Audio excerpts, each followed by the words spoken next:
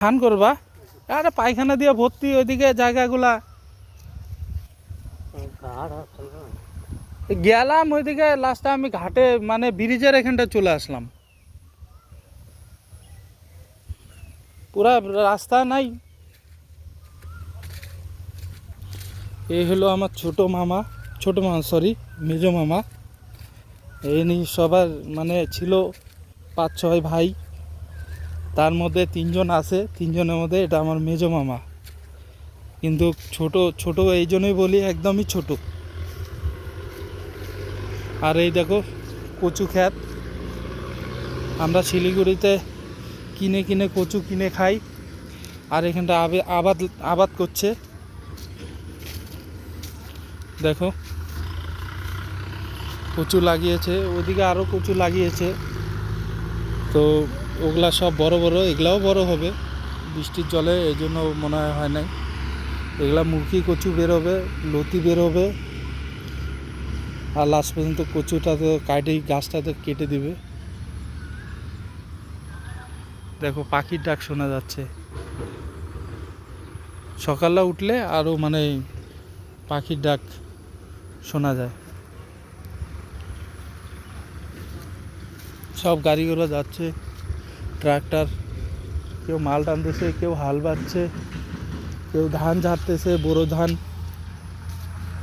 আর এদিকে আমরা ঘুরতে ঘুরতে বেরোইছি। আমরা বলতে আমি একা। কাজটা যেহেতু আমাকেই করতে হবে, ভিডিও বানিয়ে বন্ধুদেরকে দেখানোর, এটাই কাজ।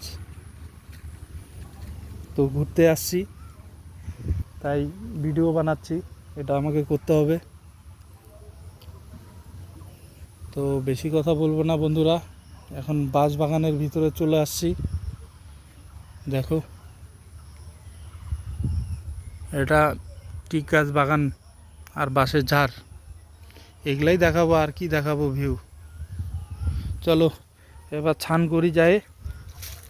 আর এই দেখো হেলিকপ্টার যাচ্ছে, দাঁড়াও দেখাচ্ছি। কই গেল? আরে ব্যাংলা পাই কেন? কই গেল হেলিকপ্টার? ট্রেন। এই যে ক্যামেরাটা উঁচা করছিলাম, যাচ্ছে। দেখবা এটা এখন গোল হয়ে যাবে ধরলে। থাক, ধরবো না। লোকে বললা কি ফালতু ভিডিও বানাচ্ছে, কী সব দেখাচ্ছে, ভয়েরই ব্যাপার।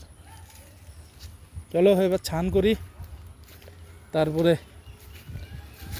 একটু কীর্তন হচ্ছে, প্রসাদ টসাদ খেয়ে তারপরে একটু বিকাল দিকে বেরোবো। ভাইয়ের বাইকটা নিব, মামার ছেলের, নিয়ে বেরোবো, কয়েকটা সেলফি উঠাবো। বাস, টাটা বন্ধুরা, সবাই ভালো থেকো।